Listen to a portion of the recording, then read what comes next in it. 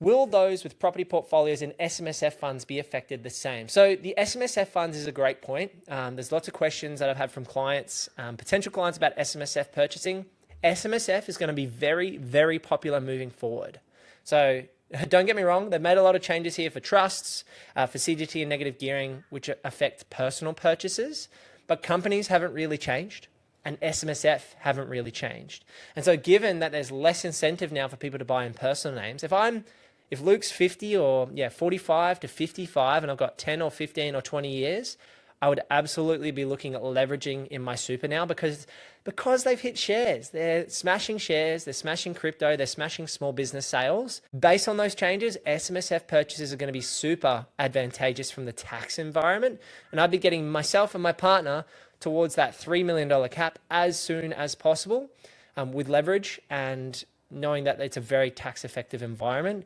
You've got the 15% and then essentially no tax once you move into that retirement phase. So SMSF I think is going to go off in the next 1 to 3 years as far as people's strategies. Some kind comments in there. You guys are pumping my tires. It's very kind. I'm happy to give you my knowledge and info and hopefully it brings you value through these discussions because we want to be switched on about these changes and make sure that we're doing the best things for our families. That's why we're investing. That's why I've always invested. It's not about hoarding houses. For me, it's about renovating to add value, create better properties for people to rent in, have high quality tenants, to get some depreciation benefits, to put in that hard work. A lot of the rhetoric out there is that property investors don't do anything. They just buy a house and sit on it.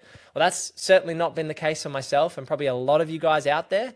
A lot of you will have put in some sweat equity, some hard work, renovating your own home or investment properties, looking to do granny flats and stratas. So a lot of people give property investors a hard time, but every property that I've ever gotten my hands on, I've added value and tried to improve the stock and create a nicer environment for tenants as far as renovations and developments. How can we focus on the future for us young people who are starting at zero, these unplanned to get an investment property negatively geared next year? Now I don't know.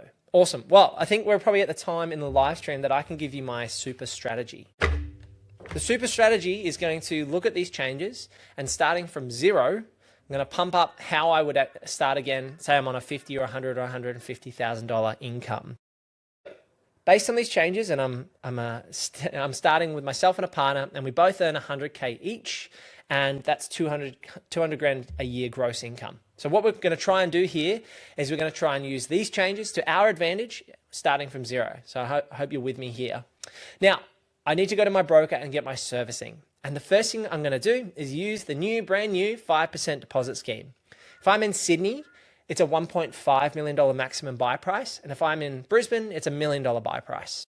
So in Brisbane, I would be buying for $999,000 if I'm Luke and I'm starting with just an income and no properties. And I'm buying my own home using the 5% deposit scheme. So I need 50 grand plus closing costs and I need to be able to service the debt.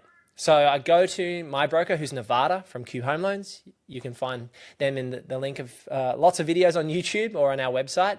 But I go to my broker, I sit down, get the servicing, and I buy right up to the cap of $1 million property. And I probably use Purpose Property or another good buyer's agent to help me do that if I need help. Or you can do it yourself, of course, if you've got the skill set.